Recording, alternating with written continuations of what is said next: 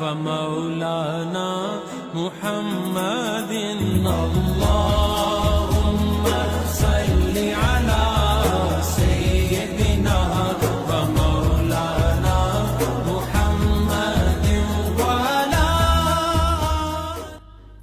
بسم اللہ الرحمن الرحیم رب اشرح لی صدری ویسر لی امری واحلل عقدۃ من لسانی یفقہوا قولی. اگر میری آواز تھوڑی سی بڑھ سکے. واقعہ سیگمنٹ قصص کا سیگمنٹ قصص الاسلام. ہم اتنے اسلامی واقعات سے جڑے رہتے ہیں. دو باتیں آپ کو بتاتے ہیں, دو باتیں خود سیکھتے ہیں. 25ویں افطار نشریات جاری ہے. سیگمنٹ ہے قصص. آج سحر نشریات میں 25ویں سحر میں یعنی لیلۃ القدر کی سحر میں ہم نے آپ سے بیان کیا تھا حضرت محمد مصطفیٰ صلی اللہ علیہ وسلم پر جو پہلی وحی نازل ہوئی تھی وہ کس طرح نازل ہوئی تھی, کیا واقعہ پیش آیا تھا, یہ آپ کی خدمت میں گوش گزار کیا تھا. پھر ہمارے پاس وقت کم تھا, ہم نے آدھے میں اس کو روک دیا تھا اور کہا تھا کہ اگلی قسط آج افطار میں بیان کریں گے. وہی بیان کرنے کے لیے حاضر ہوئے ہیں اس سیگمنٹ میں. لیکن اس سے پہلے ہم جب بھی قسط وار جا رہے ہوتے ہیں تو ہم ایک ریکیپ دے دیتے ہیں تاکہ اگر کسی کا رہ گیا ہے یا کور اپ ہو جائے. حضور اکرم صلی اللہ علیہ وسلم بیشتر رمضان مبارک میں ڈسٹربنس تاکہ نہ ہو, اگر آج کی زبان میں کہا جائے کوئی ڈسٹربنس نہ ہو, کوئی تنگ کرنے والا نہ ہو, تو اس لیے غار حرا میں اللہ تعالیٰ کی عبادت میں مصروف رہا کرتے تھے. آنے جانے والے لوگوں کو کھانا کھلایا کرتے تھے. کعبہ وہاں سے کافی قریب تھا اور پہاڑی پر غار حرا ہے, تو سکون سے اللہ کی عبادت کیا کرتے تھے. تو ایک مرتبہ رمضان مبارک کا ہی مہینہ تھا. روایتوں میں آتا ہے جبرائیل علیہ السلام وحی لے کر حضور اکرم صلی اللہ علیہ وسلم کے پاس حاضر ہوئے. یہ واقعہ ہم نے آج صبح سحر نشریات میں بیان کیا ہے. اس کی ہم صرف ایک ریکیپ پہلے آپ کو دے رہے ہیں, پھر آگے واقعہ کنٹینیو کریں گے. وحی نازل ہو گئی ہے. سیدنا عائشہ رضی اللہ تعالیٰ عنہ فرماتی ہیں کہ سیدہ عائشہ رضی اللہ تعالیٰ عنہ فرماتی ہیں کہ جب وحی نازل ہوئی تھی اس کے بعد آپ صلی اللہ علیہ وسلم کافی تنہا رہا کرتے تھے, کافی تنہا رہتے تھے اور اچھے اچھے خواب آیا کرتے تھے.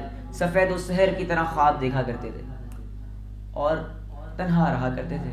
پھر زیادہ تر غار حرا میں رہا کرتے تھے, واپس آتے تھے حضرت عائشہ رضی اللہ تعالیٰ عنہ کے پاس, پھر واپس چلے جایا کرتے تھے اور غار حرا, پھر واپس آیا کرتے تھے حضرت خدیجہ رضی اللہ تعالیٰ عنہ کے پاس اور پھر وہاں سے واپس چلے جایا کرتے تھے. اب غار حرا, اب یہ وقت گزرتا گیا, یاد رہے ریکیپ ہے, یہ وقت گزرتا گیا کہ غار حرا میں حضور اکرم صلی اللہ علیہ وسلم کے پاس ایک فرشتہ آیا اور آپ صلی اللہ علیہ وسلم کو پکڑ کر کہنے لگا پڑھو. آپ صلی اللہ علیہ وسلم نے فرمایا کہا مجھے پڑھنا نہیں آتا. اس فرشتے نے دوبارہ زور سے پکڑا اور آپ صلی اللہ علیہ وسلم فرماتے ہیں کہ اتنا زور سے پکڑا کہ چور کر ڈالا, چھوڑا. دوسری بار کہا پڑھو. آپ صلی اللہ علیہ وسلم نے فرمایا کہا مجھے پڑھنا نہیں آتا. تیسری بار پھر سے پکڑ لیا اور پھر چور کر ڈالا, پھر چھوڑا اور کہا کہ اب کہنے لگا, تیسری مرتبہ کہنے لگا کہ پڑھو اے نبی صلی اللہ علیہ وسلم, نام لے کر اپنے رب کا جس نے پیدا کیا انسان کو خون کی پھٹکی سے. پڑھو اور تمہارا رب بڑا کریم ہے جس نے علم سکھایا, قلم کے ذریعے سکھایا انسان کو جو نہیں جانتا تھا وہ ہرگز نہیں, بے شک انسان سرکش ہو جاتا ہے اس بنا پر کہ وہ دیکھتا ہے خود کو بے نیاز. اقرا باسم ربک الذی خلق, یہ سب آپ نے پڑھا. تو آپ صلی اللہ علیہ وسلم نے یہ آیت پڑھی اور اس کے بعد حضرت خدیجہ رضی اللہ تعالیٰ عنہ کے پاس لے گئے اور بہت کانپ رہے تھے, بہت گھبرائے ہوئے تھے, بہت ڈر رہے تھے. خدیجہ رضی اللہ تعالیٰ عنہ کے پاس گئے اور جا کر کہنے لگے کہ مجھے کوئی چادر اڑا دو. چادر اڑا دی گئی. جب اگر آج کی زبان میں کہوں تو کیفیت نیند اور اس کیفیت سے باہر آئے تو پھر بتایا حضرت خدیجہ رضی اللہ تعالیٰ عنہ کو.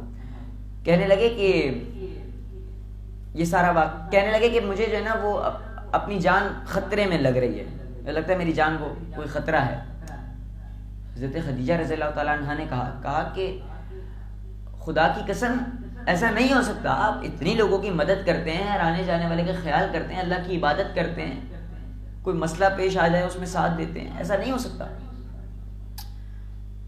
حضرت خدیجہ رضی اللہ تعالیٰ عنہ آپ صلی اللہ علیہ وسلم کو لے کر اپنے چچا زاد بھائی کے پاس لے گئی، چچا زاد بھائی کے پاس لے کر گئی۔ چچا زاد بھائی جاہلیت کے زمانے میں عیسائی ہو چکے تھے، لیکن اس وقت بوڑھے اور نابینا ہو چکے تھے۔ لے کر گئیں اور چچا زاد بھائی سے کہنے لگیں کہ اپنے بھتیجے کی بات سنیے۔ چچا زاد بھائی نے کہا اے بھتیجے بتاؤ کیا بات ہے۔ اب آپ صلی اللہ علیہ وسلم کے ساتھ جو واقعہ سارا پیش آیا تھا وہ سارا واقعہ آپ صلی اللہ علیہ وسلم نے ان چچا زاد بھائی کو بتا دیا، پیش کر دیا۔ اس پر انہوں نے کچھ فرمایا، کہنے لگے، ان کا نام مجھے صحیح سے یاد نہیں آ رہا، چچا زاد بھائی کا میرے خیال سے ورقہ بن نوفل کر کے کچھ نام ہے ان کا، اس وجہ سے میں نہیں لینا چاہ رہا ہوں، لیکن ورقہ تو ہے، ورقہ کر کے کچھ ہے۔ تو ورقہ نے فرمایا کہ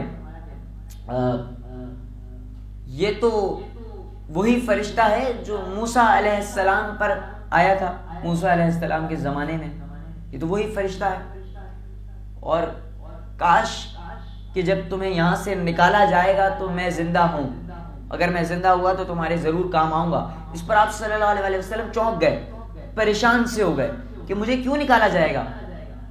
اس پر اس ورقہ نے فرمایا، کہنے لگا کہ یہاں پر صرف آپ نہیں بلکہ آپ سے پہلے بھی بہت سے لوگ آئے ہیں، یہاں تک ہم نے کل واقعہ بیان کر دیا تھا، یہ وہ لمحات تھے، یہ وہ ورڈز تھے، یہ وہ واقعہ تھا جو ہم نے آپ تک گوش گزار کیا تھا صبح سحر نشریات میں۔ اب یہاں سے ہم افطار نشریات کا قصص کا سیگمنٹ کا ایک طریقے سے پورا آغاز کر رہے ہیں، ہم یہاں سے آپ کو بتانے لگے آج کا واقعہ۔ اس کے بعد کیا ہوا جی؟ اس کے بعد یہ ہوا کہ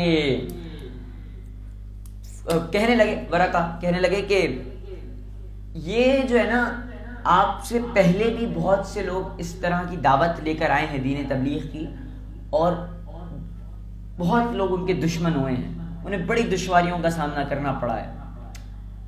بالآخر یہ بات کہی، وقت گزرتا گیا، لمحے بیتتے گئے، اور بالآخر یہ ورقہ یعنی چچا زاد بھائی ورقہ، ان کا انتقال ہو گیا، یہ اب دنیا سے چلے گئے۔ اس کے بعد اس کے ساتھ ساتھ صلی اللہ علیہ وسلم، آپ صلی اللہ علیہ وسلم پر وحی آنا بھی بند ہو گئی، رک گئی۔ اب آپ صلی اللہ علیہ وسلم پریشان ہونا شروع ہو گئے، ظاہر ہے اس کے پیچھے ایک مصلحت تھی، پریشان ہونا شروع ہو گئے، رنج و غم میں آنا شروع ہو گیا کہ وحی آنی کیوں بند ہو گئی۔ ظاہر ہے اب اس کے پیچھے ایک مصلحت بھی تھی اللہ کی، وہ یہ ہو سکتی ہے بے شک کہ وحی کی جو شدت ہوتی ہے برداشت کرنے کی وہ ایک ہوگی، اور ہو گئی۔ آپ صلی اللہ علیہ وسلم رنج و غم میں آ گئے تھے اس چیز میں کہ وحی نازل نہیں ہو رہی، اور پھر جو وحی نازل ہونے کا ایک جسے کہتے ہیں جذبہ ہونا، شوق ہونا کہ جلدی سے وحی آئے، وہ ایک بڑھنا شروع ہو گیا، اور ہمت ہو گئی اس طاقت کو برداشت کرنے کی، اور پھر شوق میں بھی ایک گنا اضافہ ہو گیا کہ جلدی سے آ جائے، مصلحت بھی پوری ہو گئی۔ بہرحال یہ سب تو ہوتا رہا۔ اب رمضان المبارک کا مہینہ، آپ صلی اللہ علیہ وسلم غار حرا میں عبادت کر رہے ہیں، اور ہر بار کی طرح شوال یعنی پہلی شوال ہوئی، رمضان مبارک کا مہینہ گزر گیا، پہلی شوال آ گئی ہے۔ آپ صلی اللہ علیہ وسلم غار حرا پہاڑ پر ہے، نیچے میدان میں کعبہ معظمہ، تو نبی کریم صلی اللہ علیہ وسلم پہاڑ پر سے آئے، مطلب یعنی کہ حرا سے اتر کر مکہ معظمہ کی طرف چل دیے۔ نبی کریم صلی اللہ علیہ وسلم خود فرماتے ہیں، کہتے ہیں کہ ہوا کچھ یوں تھا، ایک مرتبہ میں یہاں سے ذرا دیکھ لیں، اس کو یہاں سے ذرا دیکھ لیں، جی اس کو ذرا دیکھ لیں، میں دیکھ لیتا ہوں، یہ میں بیچ میں ذرا کرنا پڑ جاتا ہے جی۔ جی اس کے بعد کیا ہوا جی؟ نبی کریم صلی اللہ علیہ وآلہ وسلم آئے کہاں سے؟ غار حرا سے، کیونکہ رمضان مبارک میں وہ ادھر عبادت کیا کرتے تھے. جب رمضان مبارک ختم ہو گیا تو پہلی شوال آ گئی. ٹھیک ہے جی، چھوڑ دیں، ٹھیک ہے. پہلی شوال آ گئی.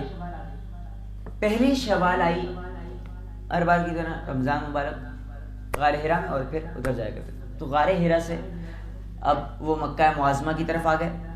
مکہ معظمہ کی طرف جب آئے ہیں، اب نبی کریم صلی اللہ علیہ وسلم فرماتے ہیں، کہتے ہیں مجھے کسی نے پکارا ہے، مجھے کسی نے پکارا ہے، بلایا ہے. میں نے دائیں دیکھا ہے، کوئی بھی نہیں ہے. میں نے بائیں دیکھا، یعنی رائٹ لیفٹ، کوئی بھی نہیں ہے. میں نے سامنے دیکھا، کوئی بھی نہیں. میں نے پیچھے دیکھا، کوئی بھی نہیں. میں نے آسمان کی طرف دیکھا تو میں نے دیکھا کہ آسمان اور زمین کے بیچ میں وہی فرشتہ ہے جو ان کے چچا صاحب بھائی نے بتایا تھا حضرت موسیٰ علیہ السلام پر آیا. وہی فرشتہ ہے جو میرے پاس غار حرا میں پہلا یہ آیت لے کر آیا تھا.